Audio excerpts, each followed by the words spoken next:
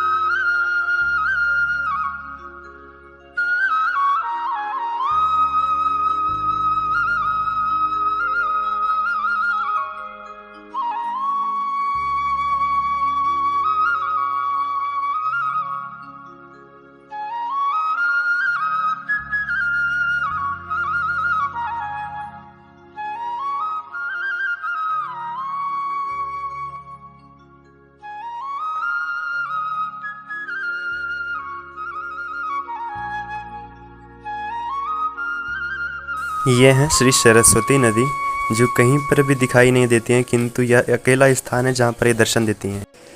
अभी जो आप देख रहे हैं वो है हिंदुस्तान की आखिरी दुकान। तो यहीं से लगता है इंडो चाइना बॉर्डर।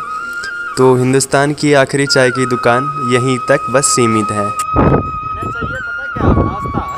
अभी हम बैठे हैं यहाँ हिंदुस्तान के आखिरी गाँव माणा गाँव में, और वसुधारा की तरफ जाने वाले थे, तो हम नाश्ता कर रहे थे। इन्हें भी चाहिए क्या?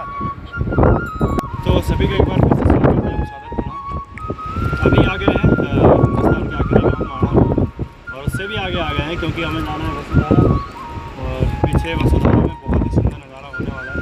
वसुधारा का मतलब धारा मतलब नदी है जो ऊपर से आ रही है, और वासुदेव का नाम उस पर जुड़ा हुआ है। वासुदेव मतलब कृष्ण बद्रीनाथ जी, तो वसुधारा उसे कहा गया है। और वसुधारा का 5 किलोमीटर का रास्ता है माणा गाँव से। तो बस यही ट्रैक कर रहे हैं ताकि आपको भी वसुधारा का नज़ारा देखने को मिले सीधा। वसुधारा का जो रास्ता था वो रास्ता काफ़ी प्रख्यात एवं जाना हुआ था, क्योंकि जो 5 पांडव थे वो इसी रास्ते से सतोपंथ होते हुए स्वर्गारोहिणी तक पहुँचे थे।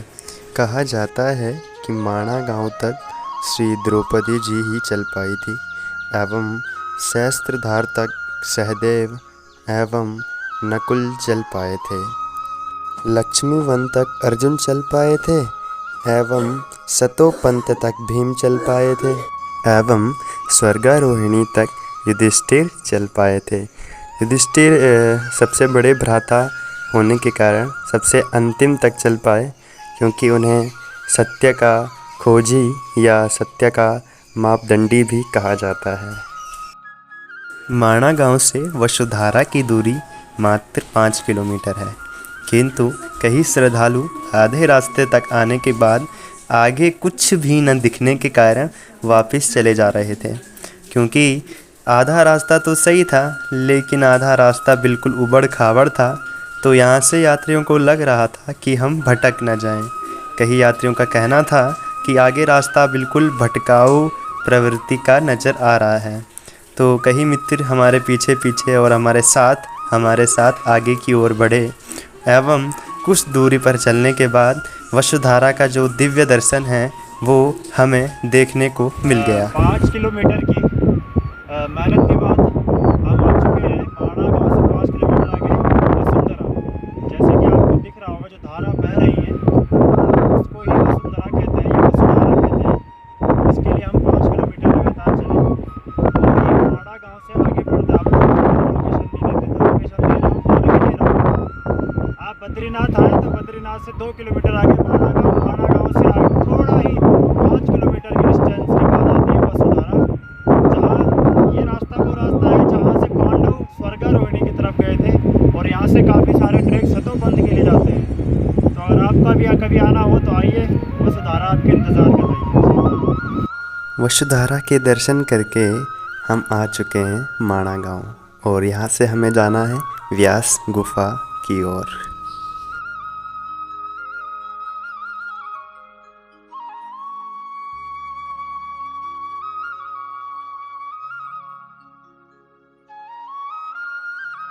व्यास गुफा का पत्थर भी ऐसा लग रहा था जैसे वो पत्थर ना हो, बहुत सारी ग्रंथ रखे हों।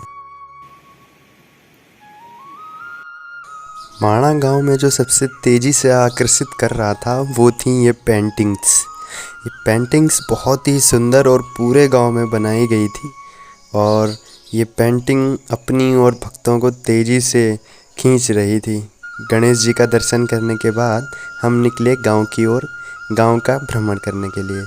और गांव भी जो है माणा वो बहुत ही सुंदर एवं अद्वितीय है।